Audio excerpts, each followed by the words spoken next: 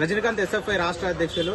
తెలంగాణ రాష్ట్రంలో ఉన్న ఇంటర్మీడియట్ ప్రథమ సంవత్సరం అదేవిధంగా ద్వితీయ సంవత్సరం చదువుతున్న విద్యార్థికి సంబంధించిన పరీక్షలు పూర్తయినాయి. పరీక్షలు పూర్తి తర్వాత ఈరోజు మూల్యాంకనం కూడా పూర్తయిపోయింది.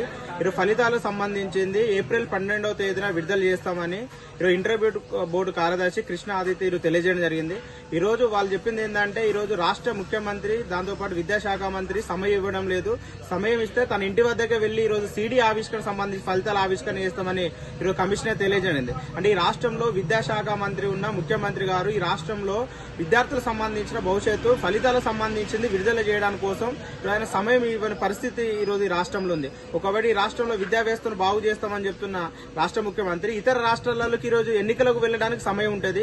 ఇతర రాష్ట్రాల్లో ఎన్నికల క్యాంపెయిన్లో అక్కడ వాళ్ళ యొక్క పార్టీ గెలవడానికి కోసం ఈ రోజు ప్రచారంలో పాల్గొంటున్న ముఖ్యమంత్రి ఈ రాష్ట్రంలో విద్యార్థులకు సంబంధించిన భవిష్యత్తు విద్యార్థులకు సంబంధించిన ఫలితాలకు సంబంధించిన దానిలో సమయం ఇవ్వకపోవడం ఈరోజు దేనికి ఈరోజు సూచన ఉంటుందని ఈ సందర్భంగా ఈరోజు తెలియజేస్తున్నాం. కాబట్టి రాష్ట్ర ముఖ్యమంత్రి విద్యాశాఖ మంత్రి తక్షణమే ఇంటర్మీడియట్ ఫలితాలకు సంబంధించింది నాంపల్లి ఉన్న ఇంటర్మీడియట్ బోర్డు కార్యాలయంలో విడుదల చేయాలి. దాంతోపాటు గతంలో కూడా ఈ రాష్ట్రంలో మనం చూసినాం ఇంటర్మీడియట్ ఫలితాలకు సంబంధించింది కార్పొరేట్ విద్యా సంస్థలకు అనుగుణంగా కూడా కొన్ని ఫలితాలు రావడం జరిగింది. అట్లా అలాంటి సంబంధించిన కూడా ఈ రోజు అవకతవకలు జరగకుండా చూసుకోవాలి. కాబట్టి రాష్ట్ర విద్యాశాఖ మంత్రి రేవంత్ రెడ్డి గారు ఇంటర్మీడియట్ బోర్డు కార్యాలయంలో ఎలాంటి అవకతవకలు లేకుండా ఖచ్చితంగా ఈ ఫలితాలను అతను వచ్చి విడుదల చేయాలని ఈ సందర్భంగా తెలియజేస్తున్నారు.